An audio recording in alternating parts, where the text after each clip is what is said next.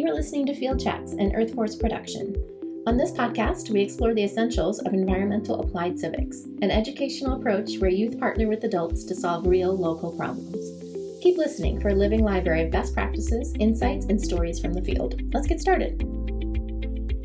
Welcome to episode 59 of Field Chats, EAC Essentials. This is the Earth Force podcast where we talk about environmental action civics. We talk about how you can implement it in your classrooms. And we also talk about some organizations that do work very similar to ours to get what the inside scoop on what they're doing and learn a little bit from the field. And so today I'm really excited to have my friend Leia Lowery on the call with me. She's the founder and executive director and CEO and a bunch of other things at the Climate Initiative. And they're a program that is very similar, very allied to what Earth Force does. We kind of, when we're in meetings together, we think of each other as cousins. And so we do a lot of work together, and I'm excited to have here. So Leia, do you want to just do a minute and give us a little bit about yourselves? Sure. So Leia Lowery, I am located here in Maine. We have a virtual organization, but it came out of the work that I was doing here in Maine in environmental education. And it was a collaboration between a high school, a university, and a land trust. And I was doing environmental education work for a land trust. And it sort of grew into this huge juggernaut of TCI, which is the Climate Initiative, and basically taking this global issue to the local level and making sure that students have access to their communities to take action. And she's kind of humble. I'm going to be the one to say that she's a PhD candidate, and she works on it all the time. If you're one of her professors, she works so hard. So but does it in her spare time and is dastardly close, I think, as far as PhD processes go. Yes, getting close. I am defending my proposal next week.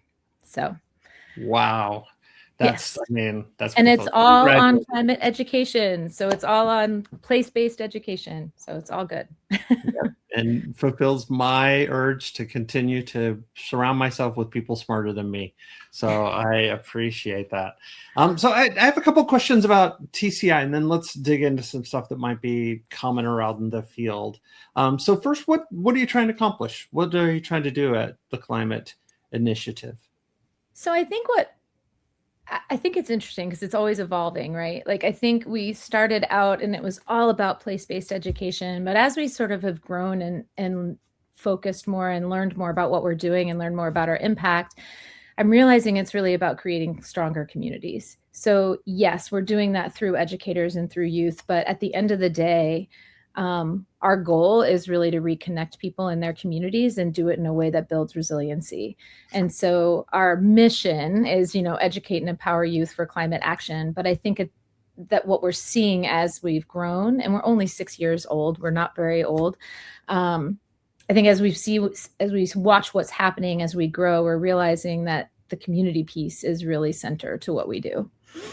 Yeah, I think that is fantastic, because I think that as well, right? I think that's so important, what we all do. And I think for a long time, this kind of education focused so exclusively on youth development. That was the end.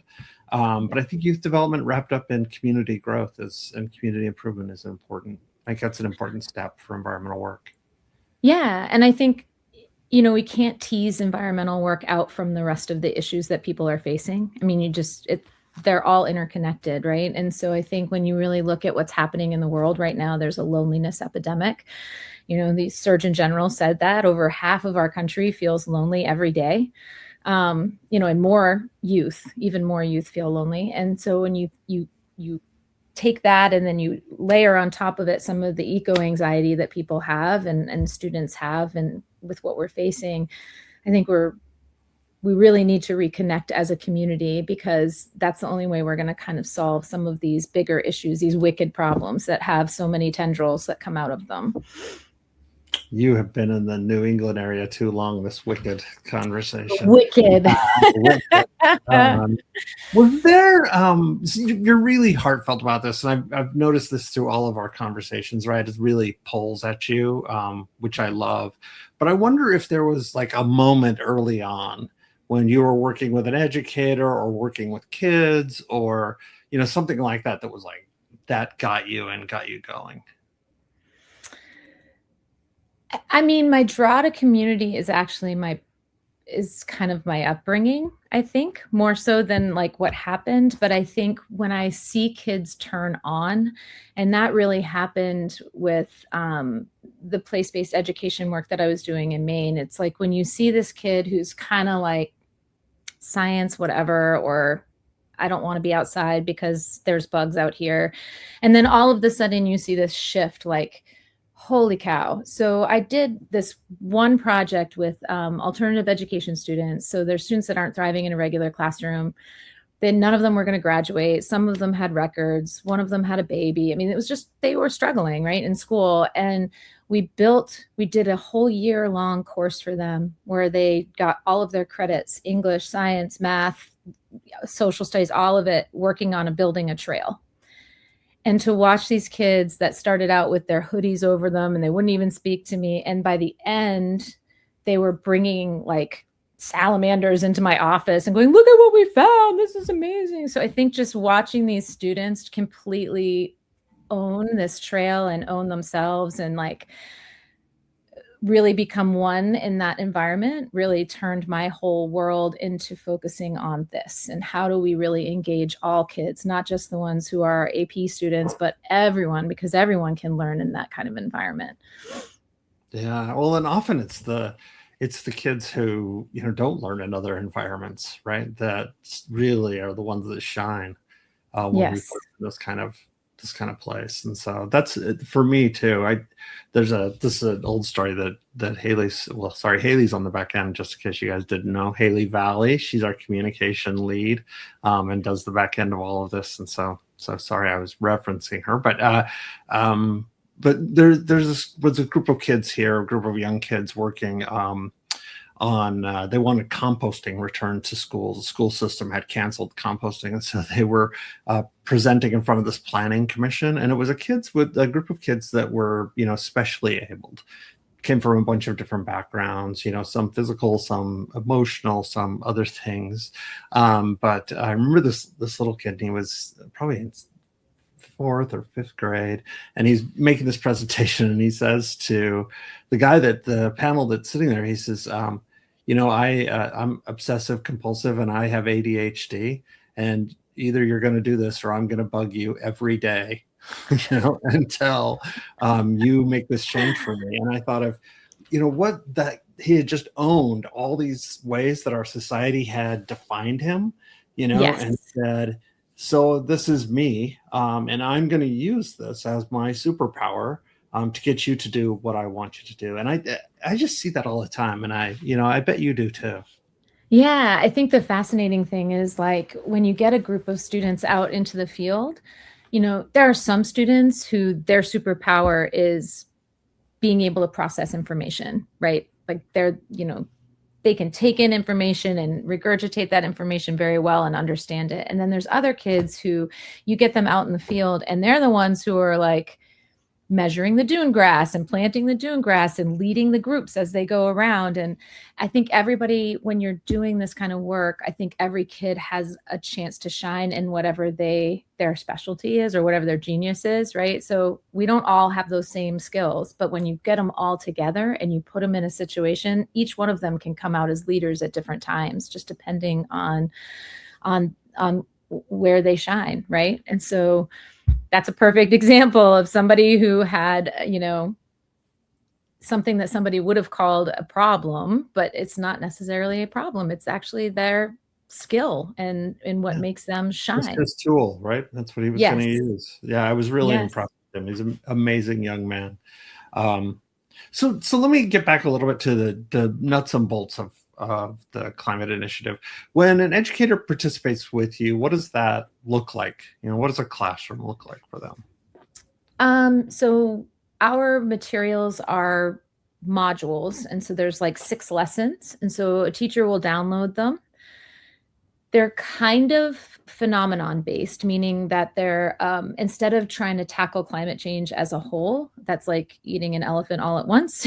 we want to just do one bite at a time. So it's like taking civics or climate migration or renewable energy or wildfires or sea level rise, and they're just that one subject. Because one of the things that we realized is that teachers don't get a lot of climate education in pre-service when they're learning, and it can be really overwhelming if you're not sure about all the information, and the information is changing, and what you see is maybe not always, just it's overwhelming. So we tried to really break down all the information so they had just the information they needed to teach this subject. And then it integrates into, so it's related to the next gen or the SDGs. We have it, it's connected to a lot of different standards. And the next thing is case studies, because we truly believe that, this is the second kind of piece after they get the education, is they do a case study, which they look at the problem through the three lenses: the environmental lens, the economic lens, and the sociocultural lens. Because unless we do that, we're not getting a just and sustainable solution.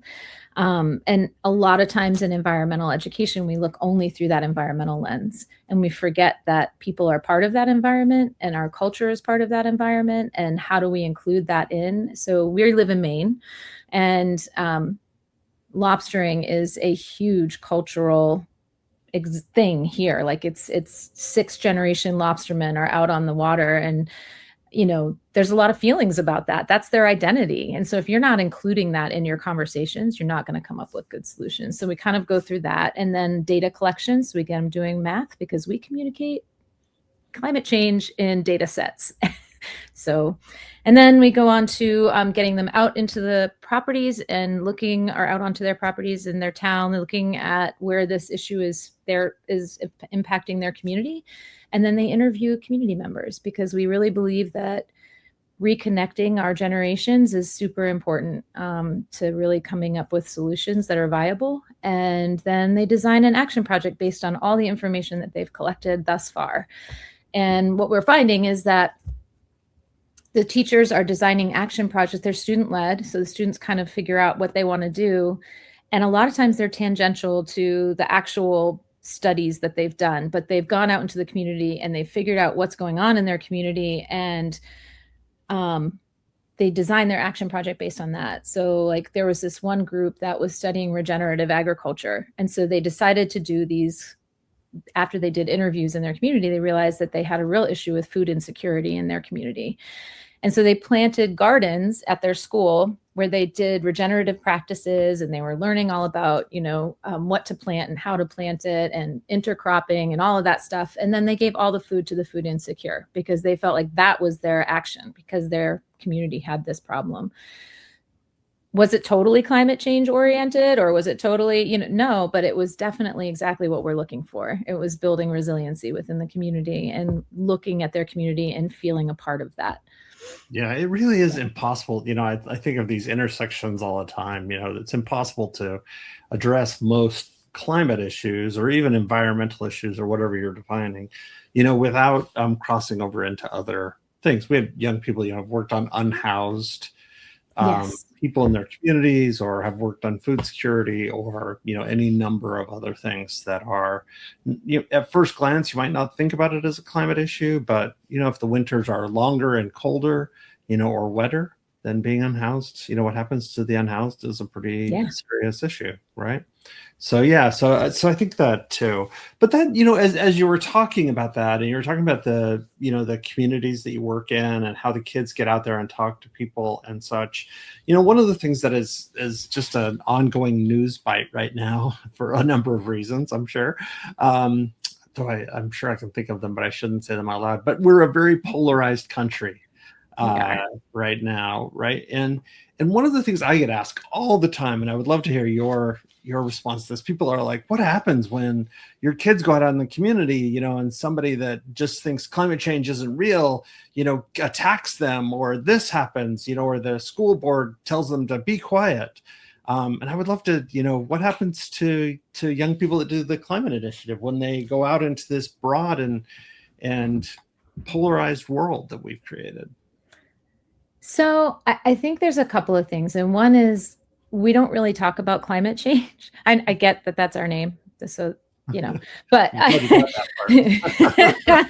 but we don't, like, when we talk about young people going into their communities, the thing we talk about is, number one, you listen, because most people just want to be heard. And we want to hear our own voice. We want to get our opinions out there. We want somebody to look at us and nod their head and say, yeah, I hear you.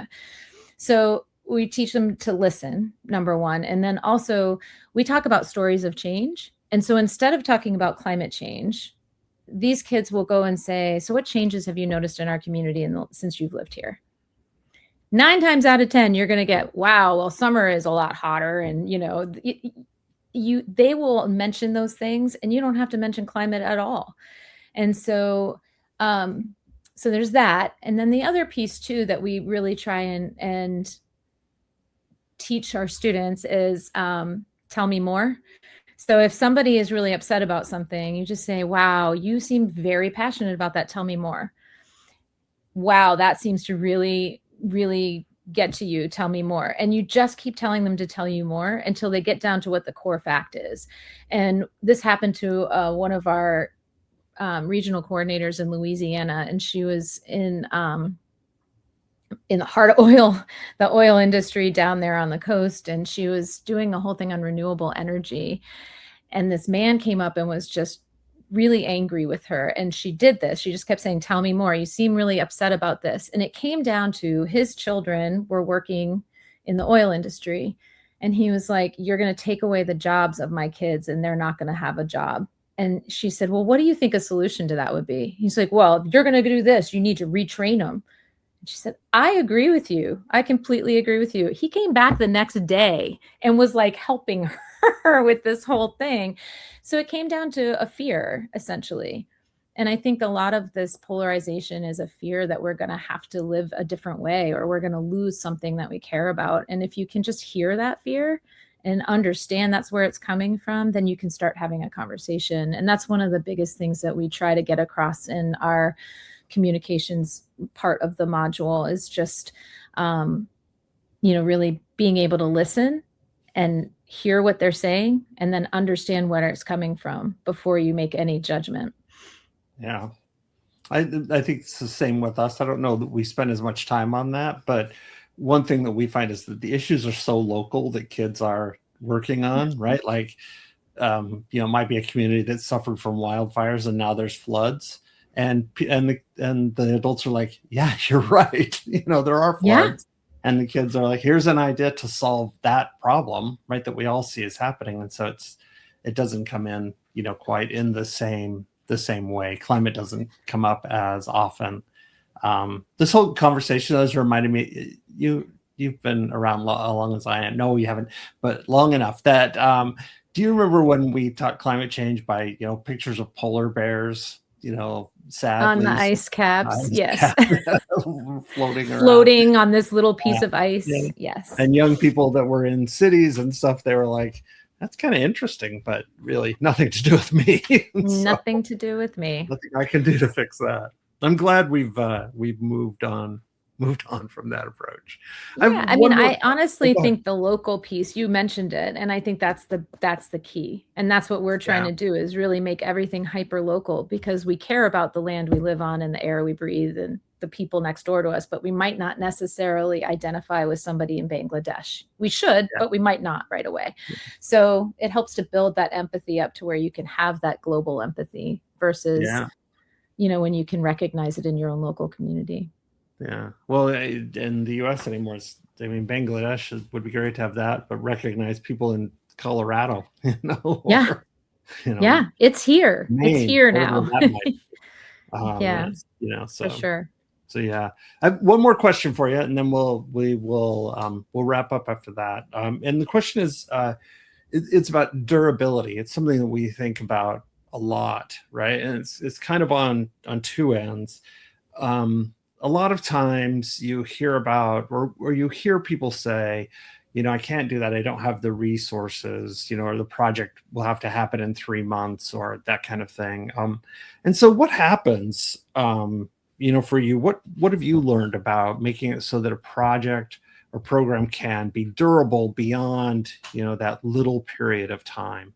Or what do you think is the key to making that I work out? think, that is the one thing that I think is missing from all of the work that we do, is that longitudinal data, because getting that from students who move on and move into different directions is really difficult. I think there's a couple of things that I would say. One is we really encourage teachers to do projects that go from year to year to year, so that there is some durability and that there is that ability for the students from the previous year to come back and say, oh, they're still doing this project, I remember when, that kind of thing. So whether it's monitoring invasive species, or doing community conversations with people in the community, or we have a bunch of students that are working on a living shoreline on a marsh.